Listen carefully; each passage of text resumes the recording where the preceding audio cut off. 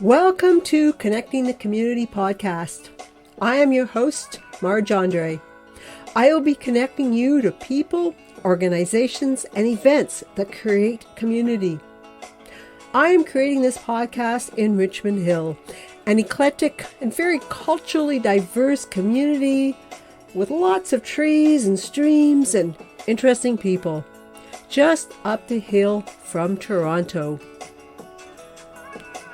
On this podcast, I will be talking with Brooke Scott, the manager of the Village Market. Welcome, Brooke. Hello, Marge. Thanks for having me. I am very glad that you could join me. So looking forward to our conversation. But Brooke, can you tell us a little bit about yourself? So I am the manager of the Village Market, and I'm a stay-at-home mom, and I homeschool my younger children, and the other ones go to school or out of school. Okay, very good. So, when and how did you become the manager of the Village Market? The former manager for, I think, around 27 years, Richard Chomko, is a family friend of ours, and he knew how much I loved food and asked our family if we wanted to take over the market. And in May of 2018, I became the manager. And from then on, it's all kind of been a blur. Most of it was during COVID, but I think we're still going pretty strong. The market's changed, but it's still, the backbone is supporting farmers and connecting people that live in a town or city or suburb with farmers. Yeah, very good. So you really had no experience at running village markets? None. Okay. Okay. I'll use that as an inspirational message. So you don't need to be experienced to do something like this. So very good. Okay. Can you tell us a little more about the market and the vendors? So the backbone of our market are farmers, and we have other food producers. We have a baker, and this year we have our soap maker is also a farmer. She will have fresh cut flowers this year. And then we have other folks that have healthy, ready to eat foods that you can, eat there or take home and eat later in the week. But we are primarily a farmer's market, local farmers. Very good. Okay. I know you were there early on Saturday mornings, but do you have much to do during the rest of the week? Yes. Okay. Like, are you visiting farms, vendors, or is it a lot of paperwork? There's paperwork. There's problem solving. It's kind of, there's nothing to do until there's lots to do. The things come up and you have to figure out how you're going to sort it out. There's calls, there's customers.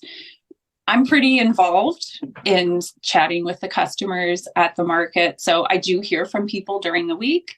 And then there's always dialogue with the farmers and the vendors about upcoming promotions they have, new items, things coming in from the field, different sorts of things like that. I like to have musicians as well. So that adds a whole other element. As they say in the New Yorker, that on the listings, that musicians live complicated lives. I always joke that vendors, farmers, and musicians lead complicated lives. So things change. Okay. Yeah. It's been delightful to be there and stop and listen to the musicians you have. Thank you for doing that. It's a spark on Saturday mornings. Do you allow new vendors? You have some of the farmers have been there forever, but are there new vendors coming in? Yes, we do have new vendors. Our market is primarily organic, and it's folks looking for ingredients and healthy foods. So that does narrow the focus, but we do have people coming all the time to try out the market and see how it works for them, because it's kind of, it can be a real small business incubator. So yes, we do have new vendors, and usually they reach out to me and then I see if they are a good fit. Right. Yeah. I'd encourage anyone considering it to go to your market first to see what you're all about. So, yeah, and that happens. May 6th is coming up soon. So, looking forward to that. Now, you said you're really interested in food, but have you seen a general shift in people's relationship with food? I think there's more of an understanding about food that comes over the border versus food that we grow here. I do see that people are more interested in where their food is coming from. They always, and this is historically at the village market, people like to talk to their farmer. And this is with farmers markets, people like to know their farmer. The story about the food that they're eating, I think, also makes it more important and really draws people in and has them have a connection with the food. Right. Yeah. Yeah. I've enjoyed talking to the farmers. It's been a delightful part of the Saturday morning routine of driving over there. So you do have a lot of interaction between the shopper and the vendors and you and fellow shoppers. So it's not just a time to go pick up your tomatoes. It's much more than that. It's a social, yes, it's a social event for people. And I love it when people come in and they see each other and they know they're going to see people that they see on a Saturday morning. I just think human connection is really important. And we eat food all the time. So if we can have that connection, humans and food and friends and enjoyment, it really, I think it brings out the best in us. Yes, yeah, and that was a problem with COVID, is it really did limit our needed socialization. So yeah, it's quite good, and I've enjoyed talking to farmers. I went and I thought I was buying a beet, and it ended up being a radish, and I had to admit to the farmer, and yeah, I got okay, Mark, but it was absolutely okay. I now know how to cook this big radish. So that's one of the benefits of coming and exploring and learning about food.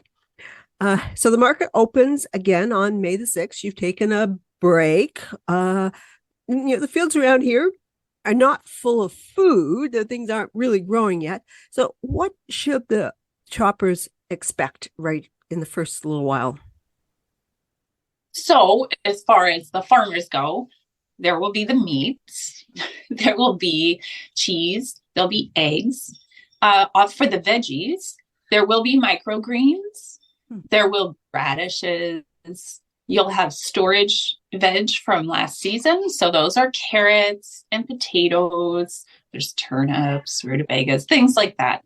So every week there'll be more and more, but May really it's starting our season. There will be some ramps, which I don't know if you're familiar with.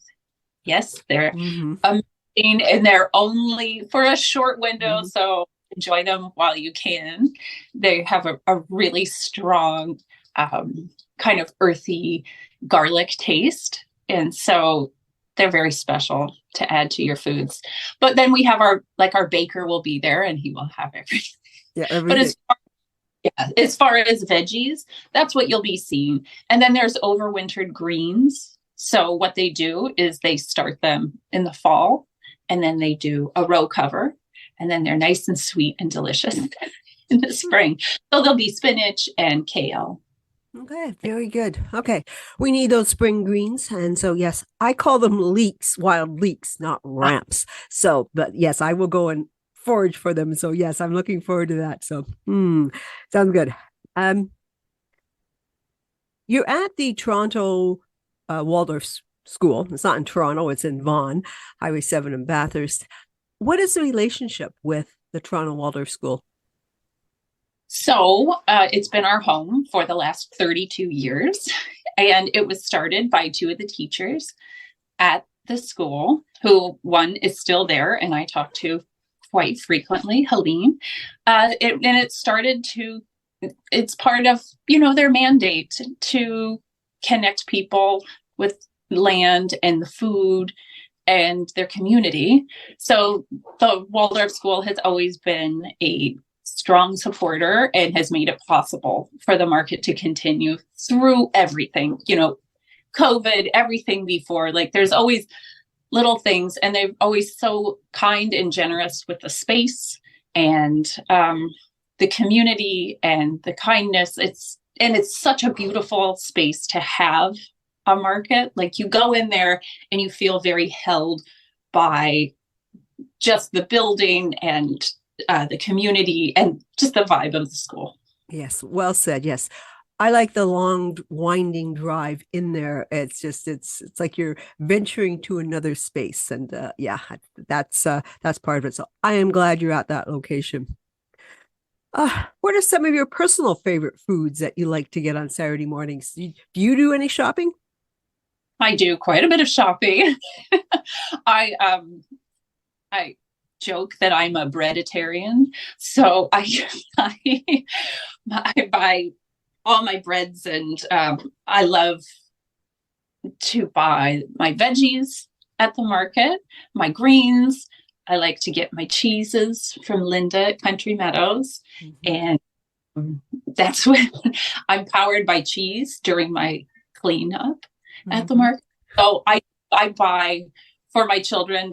I don't think they quite understand what a charmed life they lead to try all the new things that come through. And they're like little connoisseurs of local foods. But I purchase from everyone at the market. Okay, very good. So you don't have a favorite? I do not have a favorite. Okay.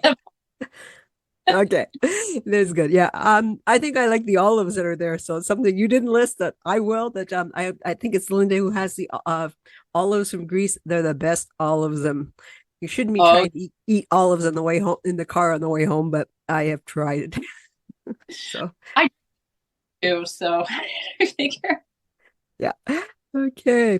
What are your aspirations? You've been doing it now for 4 or 5 years, and a couple of those years don't really count.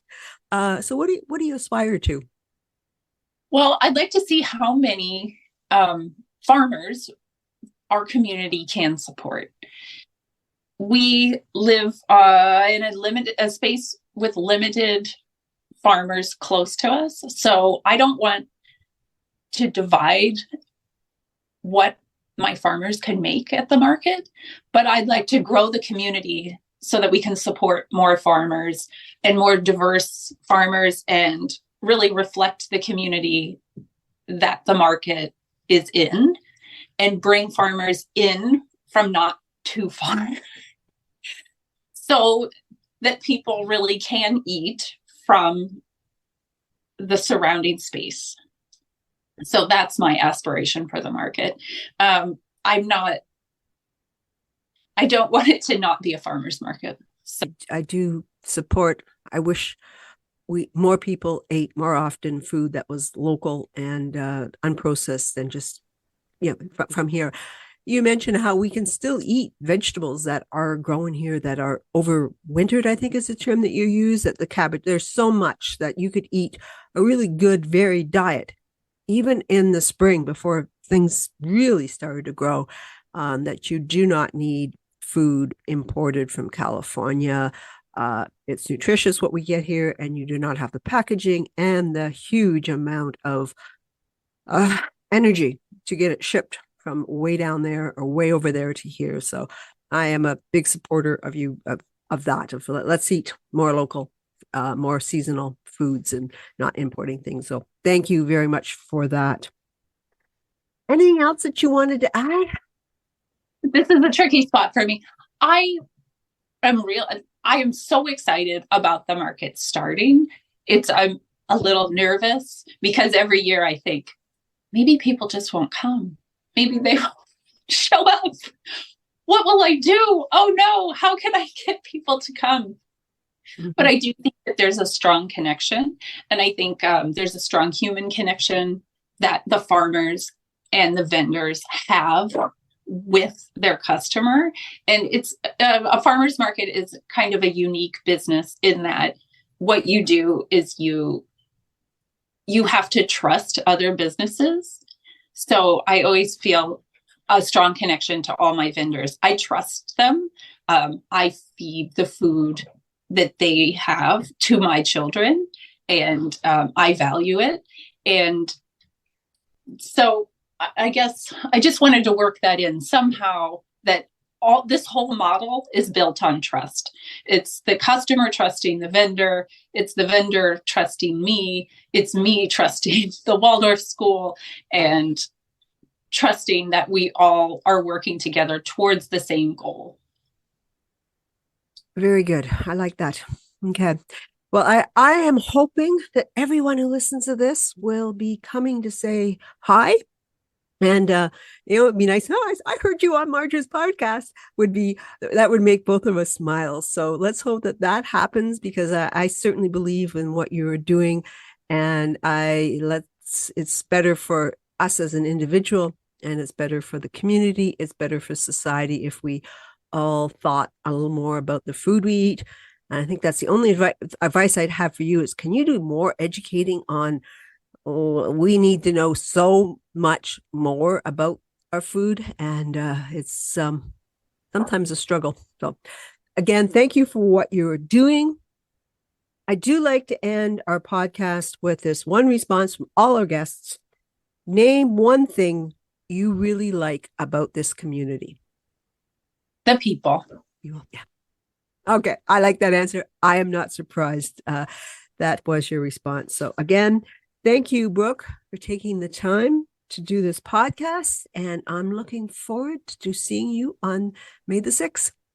Oh, thank you, Marge. I really appreciate you, and I appreciate your support of the market and the whole community. I would very much appreciate you sharing this podcast. Please tune in next week as we continue to explore the community. Consider emailing me at Marge, M-A-R-J, at margeandre.com. I welcome suggestions for podcast guests. Stay well, stay connected.